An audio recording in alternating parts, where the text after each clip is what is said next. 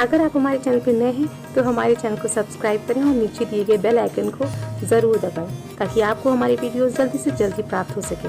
आपके like, share और comment हमारा उत्साहवर्धन करते हैं।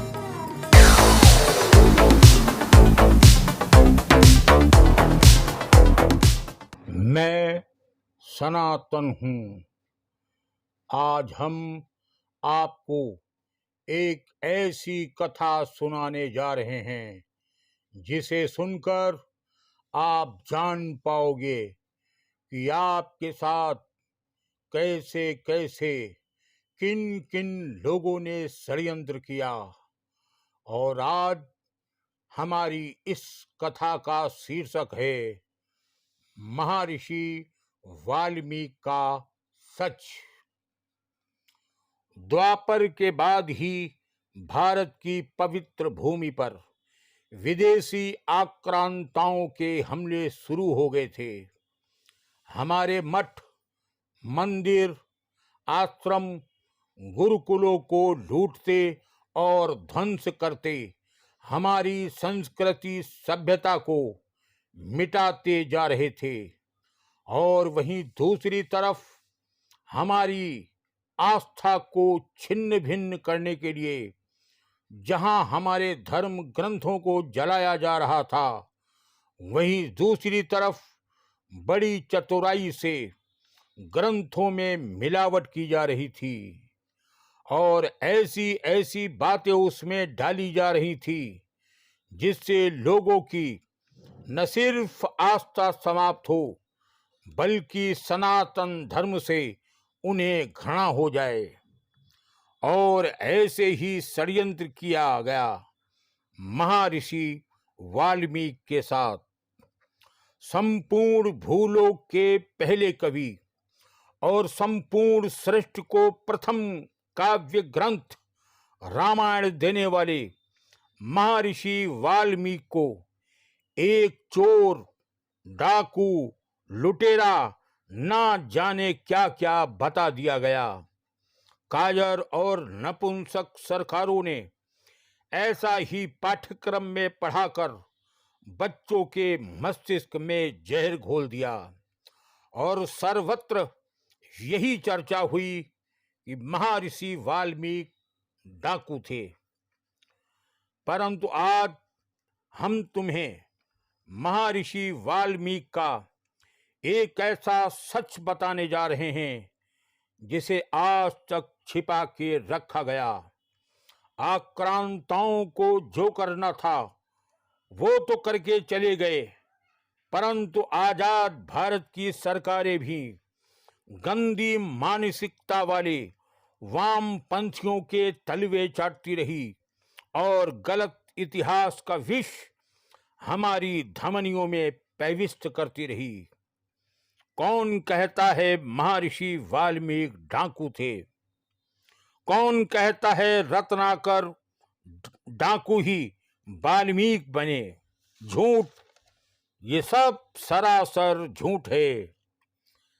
सच है कि महर्षि वाल्मीकि ने अपने अनमोल ग्रंथ रामायण में स्वयं अपना परिचय दिया है। इससे बड़ा और प्रमाण क्या होगा कि आज हम आपको उसी एक एक सच को बताएंगे। भगवान श्री राम ने नैमिषारण्य में अश्वमेध यज्ञ किया था।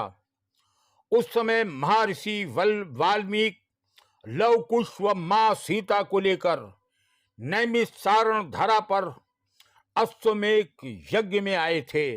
तब वाल्मीकि जी ने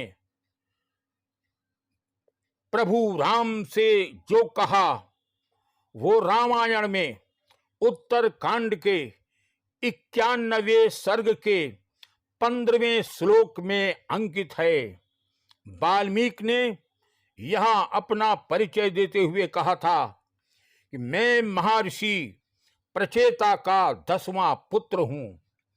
इतना ही नहीं, उन्होंने आगे उत्तरकांड के 96वें सर्ग के 19वें श्लोक में कहा कि हे राम, मैं शपथ पूर्वक कहता हूं कि हमने आज तक झूठ नहीं बोला, मन, कर्म और वचन से कोई पाप नहीं किया, और यदि ये बातें मेरी मिथ्या हो तो सारे पाप मुझे लग जाएं।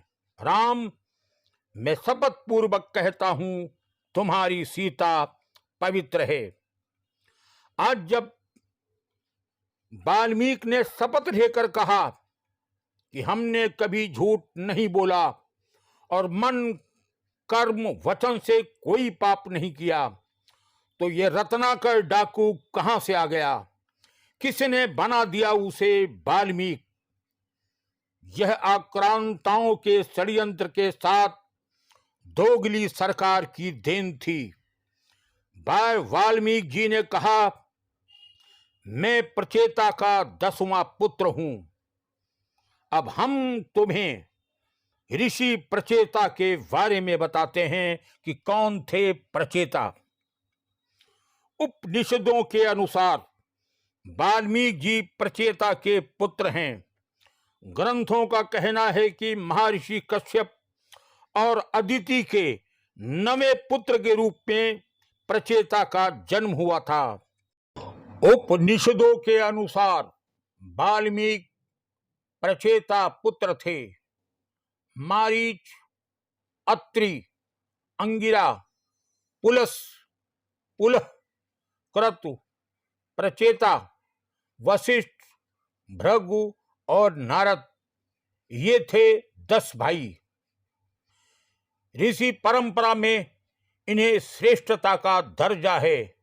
इतना ही नहीं, आज भी हम जब अपने पितरों को तिलांजलि देते हैं तो उससे पहले इन्हीं ऋषियों का हम नाम लेकर इन्हें भी देते हैं। महर्षि वाल्मीकि ने अयोध्या में तमसा नदी के किनारे अपना भव्य आश्रम बनाया था।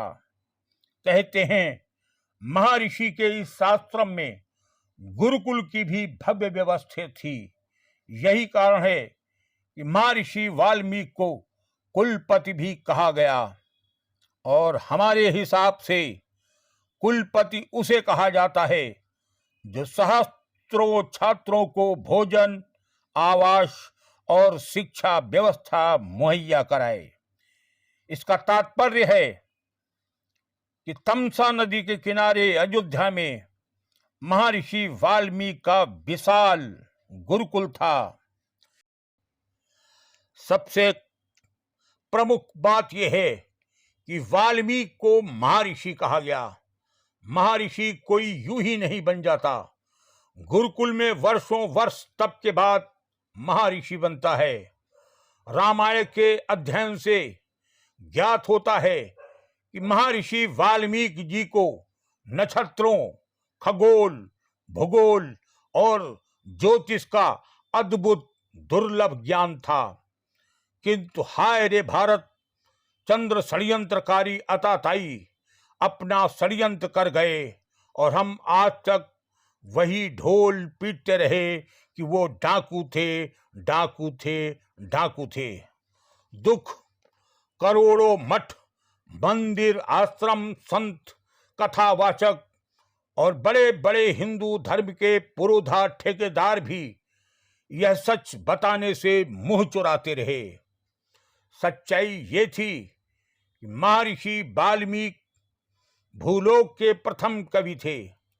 रामायण प्रथम काव्य ग्रंथ था और हमारी संतानों के राम आराध्य देवता। बस इसी को कलुषित करने की कुचेष्टा की गई। महर्षि वाल्मीकि को डाकू बना दिया गया, जिससे मात्र वे ही नहीं बल्कि उनकी कृति रामायण और प्रभु राम भी कलुषित हो जाएं। किंतु उल्लुओं के कहने से सूरज कभी नहीं मरता। मात्र महर्षि वाल्मीकि नहीं, षड्यंत्र के शिकार और भी लोग हुए हैं। जब तक यह धरा धाम है, जब तक यह सृष्टि है, तब तक इसके कण में महर्षि वाल्मीकि और प्रभु श्री राम का नाम गुंजयमान होता रहेगा। लेकिन याद रखना, षड्यंत्र सिर्फ वाल्मीकि के ही साथ नहीं और बहुत से लोगों के साथ भी हुआ है। मैं सब जानता हूं। मैं पुनः आऊंगा, बताऊंगा। मैं सब जानता हूं, क्योंकि मैं तब भी था, मैं अब भी हूं और आने वाले युगों युगों तक रहूंगा, क्योंकि मैं सनातन हूं।